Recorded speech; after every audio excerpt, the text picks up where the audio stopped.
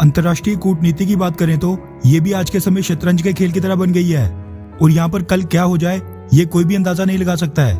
कहीं सरकारें बदलने से देश की विदेश नीति बदल रही है तो कहीं पर कट्टर दुश्मन आपस में हाथ मिलाकर आगे बढ़ रहे हैं। पिछले कुछ समय से विदेशी कूटनीति यानी इंटरनेशनल डिप्लोमेसी में कई बड़े बड़े फेरबदल देखने को मिले हैं। अब 8-10 महीने पहले की बात है जब चाइना की फ्लाई कोरोना महामारी अपने पीक पर थी और पूरी दुनिया में लॉकडाउन लगा हुआ था, इकोनॉमिक एक्टिविटीज पूरी तरह बंद थी।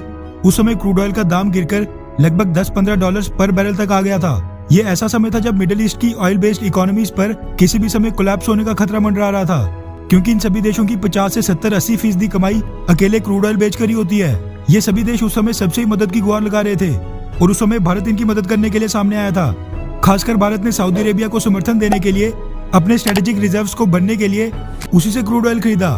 भारत ने G20 के मंच पर भी ऑयल बेस्ड इकोनॉमीज की आवाज उठाई।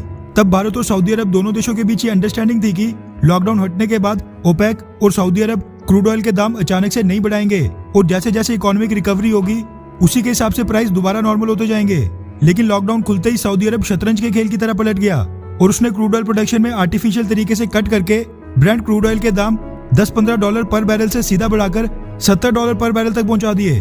भारत तो शुरू से ही सऊदी अरब को कह रहा था कि क्रूड ऑयल की सप्लाई में कट ना करे और क्रूड ऑयल के प्राइसेस बढ़ाने के लिए आर्टिफिशियल तरीका ना अपनाए।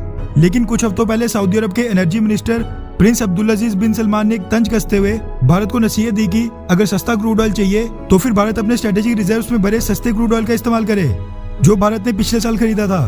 अब सऊदी अरब को इसी स्टेटमेंट का जवाब देते हुए भारत ने तीखी प्रतिक्रिया दी है।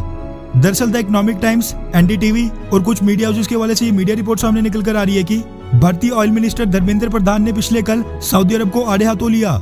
रिपोर्ट्स के मुताबिक उन्होंने पिछले कल अपनी स्टेटमेंट में कहा कि सऊदी अरब के मिनिस्टर का वो बयान बहुत ही अनडिप्लोमेटिक था और हम इस तरह की अप्रोच से असहमत हैं।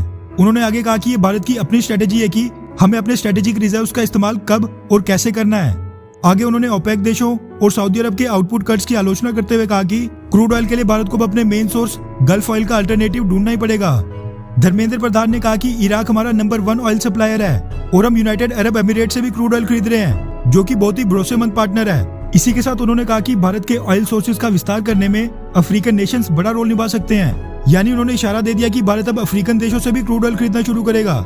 वैसे सऊदी अरब के उस गैर जिम्मेदाराना बयान और ऑयल सप्लाई में कट करने के बाद भारत ने खुद भी सऊदी अरब से क्रूड ऑयल परचेज करना कम कर दिया था, जिसके बाद सऊदी अरब भारत के दूसरे सबसे बड़े क्रूड ऑयल सप्लायर से गिरकर चौथे स्थान पर आ गया था। सऊदी अरब के कट्स की भरपाई भारत अमेरिका से क्रूड ऑयल खरीद कर रहा है और अब सऊदी अरब की जगह अमेरिका भारत का दूसरा सबसे बड़ा क्रूड ऑयल सप्लायर बन गया है।